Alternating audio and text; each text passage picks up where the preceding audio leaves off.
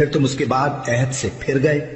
سو اگر تم پر اللہ کا فضل اور اس کی مہربانی نہ ہوتی تو تم خسارے میں پڑ گئے ہوتے۔ اور تم ان لوگوں کو خوب جانتے ہو جو تم میں سے ہفتے کے دن مچھلی کا شکار کرنے میں حد سے تجاوز کر گئے تھے، تو ہم نے ان سے کہا کہ ذلیل و خوار بندر ہو جاؤ، اور اس قصے کو اس وقت کے لوگوں کے لیے اور جو ان کے بعد آنے والے تھے عبرت اور پرہیزگاروں کے لیے نصیحت بنا دیا۔ اور جب موسیٰ نے اپنی قوم کے لوگوں سے کہا کہ اللہ تم کو حکم دیتا ہے کہ ایک بیل ذبح کرو، وہ بولے کیا تم ہم سے ہنسی کرتے ہو؟ موسیٰ نے کہا کہ میں اللہ کی پناہ مانگتا ہوں کہ نادان بنوں۔ انہوں نے کہا کہ اپنے پروردگار سے التجا کیجئے کہ وہ ہمیں یہ بتائے کہ وہ بیل کس طرح کا ہو۔ موسیٰ نے کہا پروردگار فرماتا ہے کہ وہ بیل نہ تو بوڑھا ہو اور نہ بچڑا بلکہ ان کے درمیان یعنی جوان ہو، سو جیسا تم کو حکم دیا گیا ہے ویسا کرو۔ انہوں نے کہا اپنے پروردگار سے درخواست کیجئے کہ ہم کو یہ بھی بتا دے کہ اس کا رنگ کیسا ہو۔ موسیٰ نے کہا پروردگار فرماتا ہے کہ اس کا رنگ گہرا زرد ہو کہ دیکھنے والوں کے دل کو خوش کر دیتا ہو۔ انہوں نے کہا اب کے پروردگار سے پھر درخواست کیجئے کہ ہم کو بتا دے کہ وہ اور کس کس طرح کا ہو،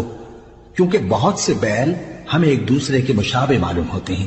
اور اللہ نے چاہا تو ہمیں ٹھیک بات معلوم ہو جائے گی۔ موسیٰ نے کہا کہ اللہ فرماتا ہے کہ وہ بیل کام میں لگا ہوا نہ ہو، نہ تو زمین جوتتا ہو اور نہ کھیتی کو پانی دیتا ہو، بے عیب ہو، اس میں کسی طرح کا داغ نہ ہو۔ کہنے لگے اب تم نے سب باتیں درست بتا دی۔ غرض بڑی مشکل سے انہوں نے اس بیل کو ذبح کیا، جبکہ وہ ایسا کرنے والے لگتے نہ تھے۔ اور جب تم نے ایک شخص کو قتل کیا تو اس میں باہم جھگڑنے لگے، حالانکہ جو بات تم چھپا رہے تھے اللہ اس کو ظاہر کرنے والا تھا۔ چنانچہ ہم نے کہا کہ اس بیل کا کوئی سا ٹکڑا مقتول کو مارو، اس طرح اللہ مردوں کو زندہ کرتا ہے اور تم کو اپنی قدرت کی نشانیاں دکھاتا ہے تاکہ تم سمجھو۔ پھر اس کے بعد تمہارے دل سخت ہو گئے گویا وہ پتھر ہیں یا ان سے بھی زیادہ سخت، اور پتھر تو بعضے ایسے ہوتے ہیں کہ ان میں سے چشمے پھوٹ نکلتے ہیں، اور بعضے ایسے ہوتے ہیں کہ پھٹ جاتے ہیں اور ان میں سے پانی نکلنے لگتا ہے، اور بعضے ایسے ہوتے ہیں کہ اللہ کے خوف سے گر پڑتے ہیں، اور اللہ تمہارے کرتوتوں سے بے خبر نہیں۔ مومنو کیا تم امید رکھتے ہو کہ یہ لوگ تمہارے دین کے قائل ہو جائیں گے؟ حالانکہ ان میں سے کچھ لوگ کلام اللہ یعنی تورات کو سنتے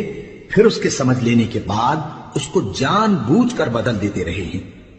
اور یہ لوگ جب مومنوں سے ملتے ہیں تو کہتے ہیں ہم ایمان لے آئے ہیں، اور جس وقت تنہائی میں ایک دوسرے سے ملتے ہیں تو کہتے ہیں جو بات اللہ نے تم پر ظاہر فرمائی ہے وہ تم ان کو اس لیے بتائے دیتے ہو کہ قیامت کے دن اسی کے حوالے سے تمہارے پروردگار کے سامنے تم کو الزام دیں۔ کیا تم سمجھتے نہیں؟ کیا یہ لوگ یہ نہیں جانتے کہ جو کچھ یہ چھپاتے اور جو کچھ ظاہر کرتے ہیں اللہ کو سب معلوم ہے؟ اور بعض ان میں ان پڑھ ہیں کہ اپنی آرزوؤں کے سوا اللہ کی کتاب سے واقف ہی نہیں، اور وہ صرف اٹکل سے کام لیتے ہیں۔ سو ان لوگوں پر افسوس ہے جو اپنے ہاتھ سے کتاب لکھتے ہیں اور کہتے یہ ہیں کہ یہ اللہ کے پاس سے آئی ہے تاکہ اس کے عوض تھوڑی سی قیمت یعنی دنیاوی منفعت حاصل کریں۔ سو ان پر افسوس ہے اس لیے کہ بے اصل باتیں اپنے ہاتھ سے لکھتے ہیں، اور پھر ان پر افسوس ہے اس لیے کہ ایسے کام کرتے ہیں، اور کہتے ہیں کہ دوزخ کی آگ ہمیں چند روز کے سوا چھو ہی نہیں سکے گی۔ ان سے پوچھو کیا تم نے اللہ سے اقرار لے رکھا ہے کہ اللہ اپنے اقرار کے خلاف نہیں کرے گا؟ یا تم اللہ کے بارے میں ایسی باتیں کہتے ہو جن کا تمہیں مطلق علم نہیں؟ ہاں کیوں نہیں، جو برے کام کرے اور اس کے گناہ ہر طرف سے اس کو گھیر لیں تو ایسے لوگ دوزخ میں جانے والے ہیں، اور وہ ہمیشہ اس میں جلتے رہیں گے، اور جو ایمان لائیں اور نیک کام کریں وہ جنت کے مالک ہوں گے اور ہمیشہ اس میں عیش کرتے رہیں گے۔ اور جب ہم نے بنی اسرائیل سے عہد لیا کہ اللہ کے سوا کسی کی عبادت نہ کرنا، اور ماں باپ اور رشتہ داروں اور یتیموں اور محتاجوں کے ساتھ بھلائی کرتے رہنا، اور لوگوں سے اچھی باتیں کہنا، اور نماز پڑھتے اور زکوٰۃ دیتے رہنا، تو چند آدمیوں کے سوا تم سب اس عہد سے منہ پھیر کر پلٹ گئے۔ اور جب ہم نے تم سے عہد لیا کہ آپس میں کچھ تو خون نہ کرنا اور اپنوں کو ان کے وطن سے نہ نکالنا، تو تم نے اقرار کر لیا اور تم اس بات کو مانتے بھی ہو۔ پھر تم وہی ہو کہ اپنوں کو قتل بھی کر دیتے ہو اور اپنے میں سے بعض لوگوں پر گناہ اور ظلم سے چڑھائی کر کے انہیں وطن سے نکال بھی دیتے ہو، اور اگر وہ تمہارے پاس قید ہو کر آئیں تو بدلہ دے کر ان کو چھڑا بھی لیتے ہو، حالانکہ ان کا نکال دینا ہی تم پر حرام تھا۔ یہ کیا بات ہے کہ تم کتاب اللہ کے بعض احکام کو تو مانتے ہو اور بعض سے انکار کیے دیتے ہو؟ تو جو تم میں سے ایسی حرکت کریں ان کی سزا اس کے سوا اور کیا ہو سکتی ہے کہ دنیا کی زندگی میں تو رسوائی ہو اور قیامت کے دن سخت سے سخت عذاب میں ڈال دیے جائیں۔ اور جو کام تم کرتے ہو اللہ ان سے غافل نہیں۔ یہ وہ لوگ ہیں جنہوں نے آخرت کے بدلے دنیا کی زندگی خریدی، سو نہ تو ان سے عذاب ہی ہلکا کیا جائے گا اور نہ ان کو اور طرح کی مدد ملے گی۔ اور ہم نے موسیٰ کو کتاب عنایت کی اور ان کے پیچھے یکے بعد دیگرے پیغمبر بھیجتے رہے، اور عیسیٰ ابن مریم کو کھلے نشانات بخشے اور روح القدس یعنی جبرائیل سے ان کو مدد دی۔ تو کیا ایسا ہے کہ جب کوئی پیغمبر تمہارے پاس ایسی باتیں لے کر آئے جن کو تمہارا جی نہیں چاہتا تھا تو تم سرکش ہو جاتے رہے، اور ایک گروہ انبیاء کو تو جھٹلاتے رہے اور ایک گروہ کو قتل کرتے رہے، اور کہتے ہیں ہمارے دلوں پر پردے ہیں؟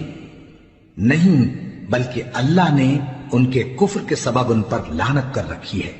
بس یہ تھوڑے ہی پر ایمان لاتے ہیں۔ اور جب اللہ کے ہاں سے ان کے پاس کتاب آئی جو ان کی آسمانی کتاب کی بھی تصدیق کرتی ہے، اور وہ پہلے ہمیشہ کافروں پر فتح مانگا کرتے تھے، پھر جس چیز کو وہ خوب پہچانتے تھے جب ان کے پاس آ پہنچی تو اس سے منکر ہو گئے، بس کافروں پر اللہ کی لعنت۔ جس چیز کے بدلے انہوں نے اپنے تئیں بیچ ڈالا وہ بہت بری ہے، یعنی اس جلن سے کہ اللہ اپنے بندوں میں سے جس پر چاہتا ہے اپنی مہربانی سے نازل فرماتا ہے۔